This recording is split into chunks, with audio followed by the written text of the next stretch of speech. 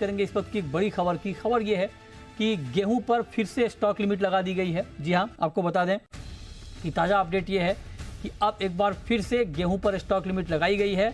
31 मार्च 2026 तक के लिए स्टॉक लिमिट यहां पर बढ़ाई गई है। और आपको बता दें कि होलसेलर्स के लिए 3000 टन की लिमिट यहां पर तय की गई है और रिटेलर्स के लिए गेहूं के स्टॉक लिमिट 10 टन प्रति आउटलेट यहां पर तय किया गया है। क्या इम्पैक्ट होगा इसका और इसकी ज़रूरत क्यों पड़ी, क्योंकि गेहूं का तो रिकॉर्ड प्रोडक्शन है, उसके बावजूद स्टॉक लिमिट क्यों, इसी पर हम बात करेंगे। हमारे साथ सिराज हुसैन साहब हैं, फॉर्मर एग्रीकल्चर सेक्रेटरी। सिराज जी, बहुत स्वागत है आपका। पहला कमेंट सर आपका क्या होगा, गेहूं पर एक बार फिर से स्टॉक लिमिट सर? अब हमें तो आपके चैनल से पता चला कि स्टॉक लिमिट लगा दी गई है। ये तो एक अजीबोगरीब बात है, क्योंकि हाँ। अगर गेहूं का प्रोडक्शन सचमुच 115-117 मिलियन टन जैसा कि बताया जा रहा है, तो फिर स्टॉक लिमिट की तो कोई गुंजाइश होनी नहीं चाहिए। और इस साल प्रोक्योरमेंट भी बेहतर हुआ है। और मगर जाहिर है कि गवर्नमेंट के पास बहुत ज्यादा जराए हैं इंफॉर्मेशन के, और वो इंफॉर्मेशन पब्लिक में अवेलेबल नहीं होती है। तो हो सकता है कि गवर्नमेंट को ऐसा लगता हो कि प्रोडक्शन या तो इतना नहीं है, या गवर्नमेंट को लगता हो कि मार्केट में डिमांड ज्यादा हो जाएगी। जो भी वजूहात हो, बहरहाल ये काफी ताज्जुबखेज फैसला है।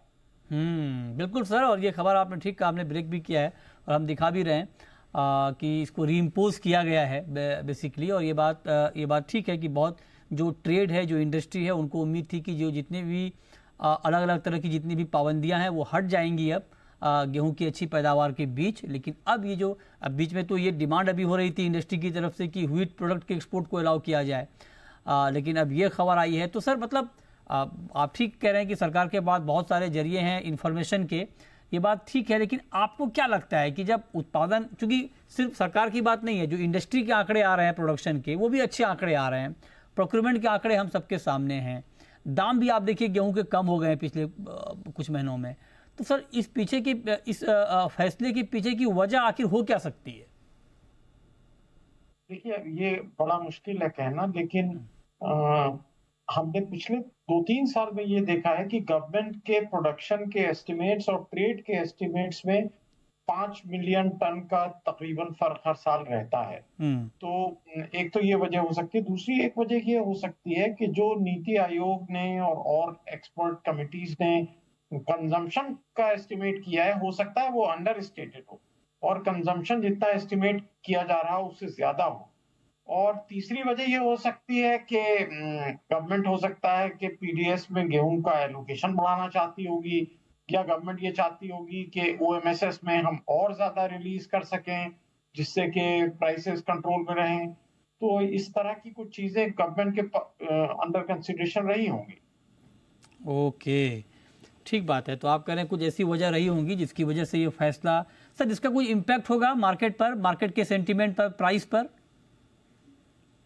देखिए, इसका एक इम्पैक्ट तो ये होता है कि जो छोटे छोटे ट्रेडर्स होते हैं, वो कुछ उन्होंने गेहूं मान लीजिए खरीद के रखा है, अभी सीजन गेहूं का खत्म ही हुआ है, और अगर किसी ने 500,000 टन, 2,000 टन, 5,000 टन गेहूं खरीद के रखा है इस उम्मीद में कि आगे चल के दाम बढ़ेंगे, तो जाहिर है कि उनको अपने स्टॉक गवर्नमेंट को बताने होंगे। ये डर हमेशा बना रहता है कि कब एसेंशियल कमोडिटीज एक्ट में स्टॉक लिमिट लग जाए। अभी तो स्टॉक डिक्लेरेशन ही हुआ है, स्टॉक लिमिट लग जाए।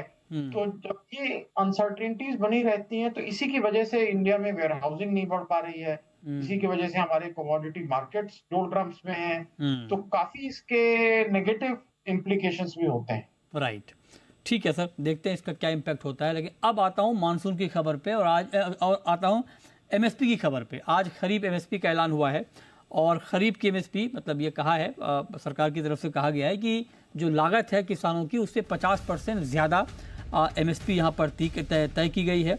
और आप देखिए कि अलग अलग क्रॉप की जो एमएसपी है उसको यहाँ पर बढ़ाया गया है। जैसे पैडी जो कॉमन ग्रेड है उसकी एमएसपी 69 रुपये प्रति कुंटल यहाँ पर बढ़ाई गई है। इसके अलावा ए ग्रेड की एमएसपी भी 69 रुपये प्रति कुंटल बढ़ाई गई है। ज्वार की एमएसपी 328 रुपये बढ़ाई गई है। इसी तरह अलग अलग क्रॉप की आप देख लें, पल्सेस में आप जैसे तुअर की बात कर लें तो यहाँ पर 450 रुपये प्रति कुंटल की बढ़ोतरी एमएसपी में की गई है। मूंग की एमएसपी में 86 रुपये प्रति कुंटल की बढ़ोतरी की गई है। पिछले साल के मुकाबले, ये मैं आपको बता रहा हूँ। इसके अलावा जो बाकी क्रॉप है उसकी एमएसपी भी अलग अलग तरीके से बढ़ाई गई है।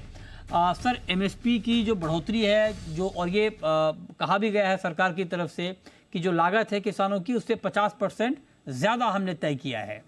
ठीक बढ़ोतरी है सर आपके हिसाब से? देखिए, अभी मैंने इसको ठीक से देखा नहीं है पूरी तरह, आपके चैनल से ही ये पता चल रहा है, लेकिन मेरे सामने पिछले 10 साल का डेटा है। तो हम आपको ये बताना चाहते हैं कि 2024-25 यानी कि पिछले साल का ले लें और उससे पीछे 10 साल का लें, 14-15, तो देखिए पैडी का एमएसपी करीब बढ़ा है 69%।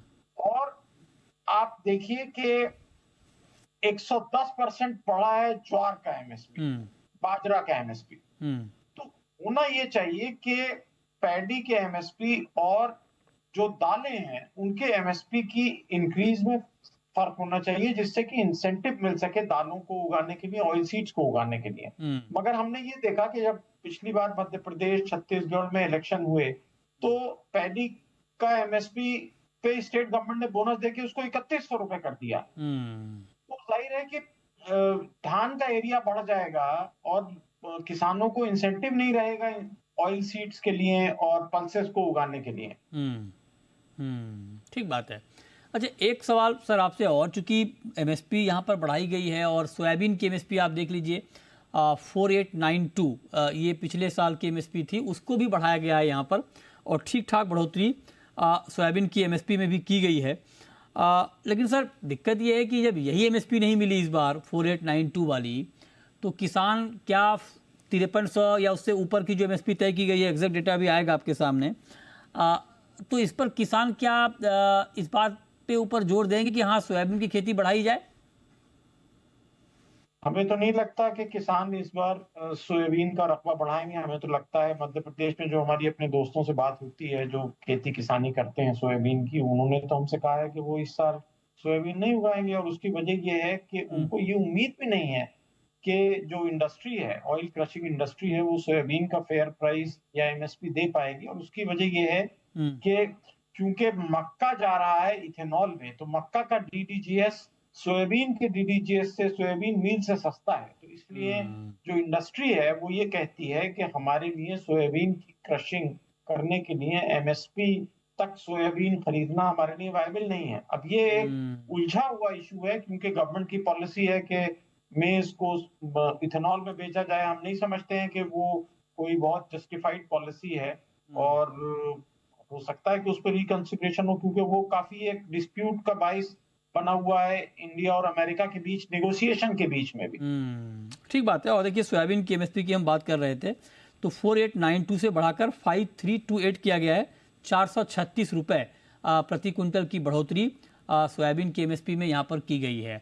पल्सेस को लेकर के आपका क्या व्यू है सर? चूंकि पल्सेस को लेकर के भी एक कंसर्न रहता है, और पल्सेस की एमएसपी भी बढ़ाई गई है, चाहे वो तुअर हो, चाहे वो मूंग हो, चाहे वो उड़द हो।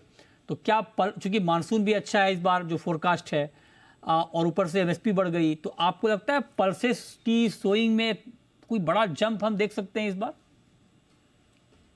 हमें तो लगता है कि किसान पल्सेस को प्रीफर करेंगे। उसकी एक वजह यह है कि पहले जो प्राइस सपोर्ट स्कीम होती थी, पीएसएस जिसको कहते हैं, उसमें मिनिस्ट्री ऑफ एग्रीकल्चर की ये रिस्ट्रिक्शन होती थी कि कोई भी स्टेट अपने प्रोडक्शन का 25% से ज्यादा नहीं खरीद सकती है। ये रिस्ट्रिक्शन इसलिए लगाई गई थी कि अक्सर वो बेशतर ये होता था कि जिस प्राइस पे खरीदा जाता था पल्सेस को नेफेड के जरिए, और बाद में चल के मार्केट प्राइस उससे कम हो जाता था और नेफेड को नुकसान होता था। तो सेंट्रल गवर्नमेंट ने ये कंडीशन लगाई थी कि हम वो नुकसान 25% प्रोडक्शन तक ही बियर कर सकते हैं, और वो भी आधा आधा, स्टेट गवर्नमेंट और सेंट्रल गवर्नमेंट मिला के। लेकिन ये रेस्ट्रिक्शन अभी हटा ली गई थी गुज़िश्ता कुछ महीनों में।